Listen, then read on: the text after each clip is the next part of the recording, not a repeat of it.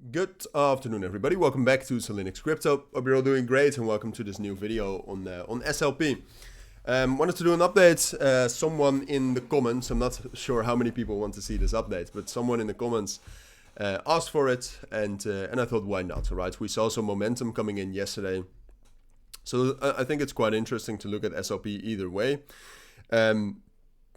So what we'll do in this video is we will talk about the technicals. We'll talk about the price ultimately, right? So what do I expect from the price? But we will do that under the guidance of technicals and fundamentals. All right. So hopefully at the end of this video, you have a good understanding of what to expect and what's possible, and that's what we'll do. And I also I've covered SLP a ton since I started the channel. I've been covering it basically since, basically since this. I still have analysis right here, right? So that's a very long period of time, back in August. So yeah, that's what we'll do. So let's get right into it. So why I think SLP is interesting, because in terms of like the price structure here, in terms of the technicals, SLP is not that interesting. We have this major support level right here at 2000 or 0.2 cents, but I'll call it 2000 from here on out. Between like 2250 and 2000, major support, and then major resistance right here at 3000. So what that means, and that's also what we have seen kind of so far in the last, since the middle of August, is that we are consolidating there. Something like we've also done here between October and December in 2023, for example.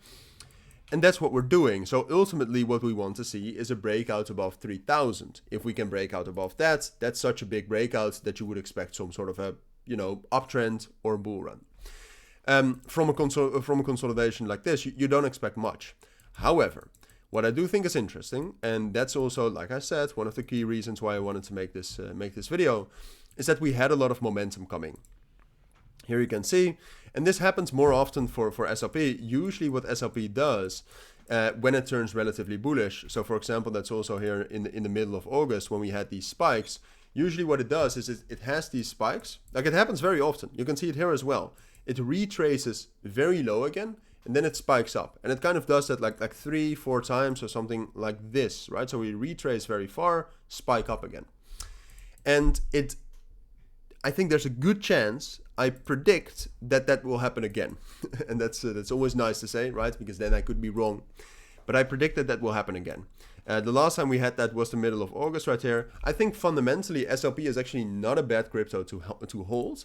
It's deflationary, and it's deflationary very, very consistently, I believe at least, or at least it was. I'm not sure over the course of this year. We actually had some mints as well in March. But no, I mean, they've burned 140 million tokens over the course of this year. It's usually deflationary, which makes it, a solid coin to hold. Not really, but you know what I'm getting at. It's not that if you buy this coin, you'll get inflated to infinity. So it's also a nice coin to manipulate potentially, because that's what we're aiming for. These are manipulations. So yeah, what we see right now is that we had one big open interest spike right here, 2 small ones. I think we will at least have one more big one.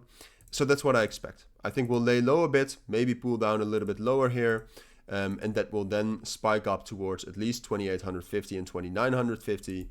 And then we'll talk about maybe we can break above 3000. I wouldn't expect it. It's a very strong level to break, so I don't think so. I think this is more likely.